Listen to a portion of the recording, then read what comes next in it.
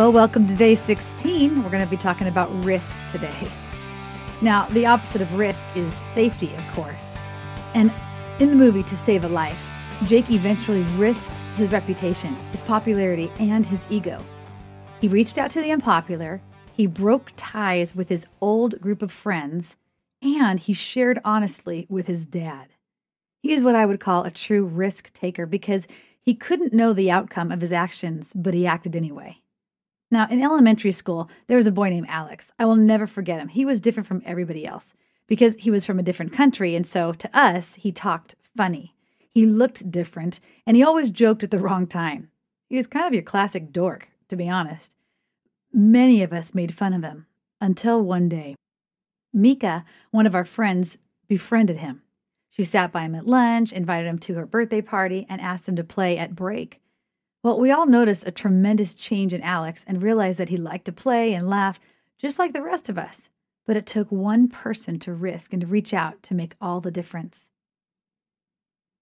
You know, the Bible is filled with examples of people who took risks. Let's read a familiar passage now. It's Matthew chapter 14, 22 through 32. And it says this: Immediately after this, Jesus made his disciples get back into the boat and crossed to the other side of the lake while he sent the people home. Afterward, he went up to the hills by himself to pray. Night fell while he was there alone.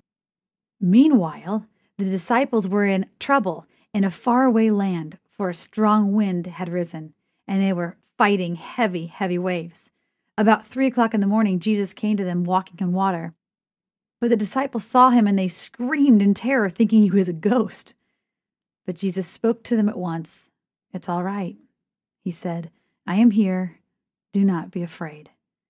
Then Peter called to him, "Lord, if it's really you, tell me to come to you by walking on water." "All right, come," Jesus said. So Peter went over to the side of the boat and walked on water towards Jesus. But when he looked around at the high waves, he was terrified and he began to sink. "Lord, save me," he shouted.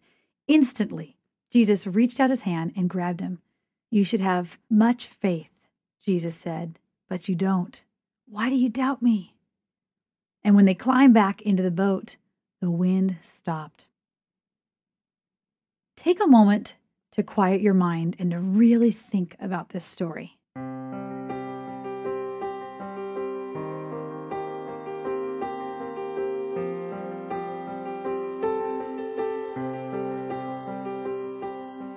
It's a powerful one. When I was a child, this was by far my favorite Bible story.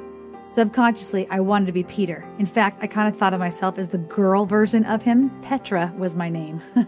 Cheesy, I know, but totally true. This story takes place on the Sea of Galilee. I went there in the year 2000, and the Bible came to life, especially the story, because this large body of water, the Sea of Galilee, sits in its glorious tranquility most of the time. It's very peaceful. But when the howling winds pick up, it can get pretty hairy. The waves build to a few stories high, and I am certain the disciples, including Peter, thought their life was over. But then Peter saw Jesus. Why do you think this is one of the most popular gospel stories told today? Now, I want you to think about a time when you were scared out of your mind to do something, but you knew you needed to do it because it was the right thing, not necessarily the comfortable thing. What was it that you needed to do? Now, think of this as you think of that answer. Jesus invites you to step toward that very fear, not away from it. Why do you think he does this?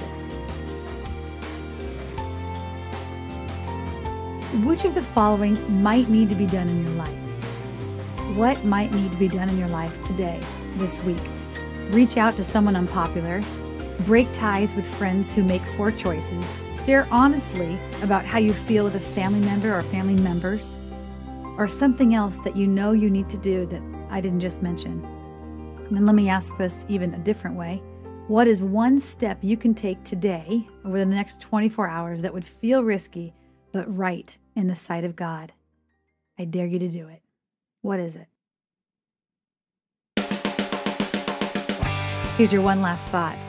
In this story, Jesus invites Peter to step smack down into his fear and trust him. And what does he do? he steps out. He gets out of the boat. What a stud. Yeah, sure, he sinks after a while, but when he had problems, Jesus was right there to help him. Remember, the Word of God says, immediately Jesus grabbed him. And at least he wasn't like the other wimpy disciples who stayed in the boat. He got out of the boat. He was the one who risked. Will you step out today and risk? On that note, I'll look forward to connecting with you again tomorrow as we talk about rejection. Have a great day.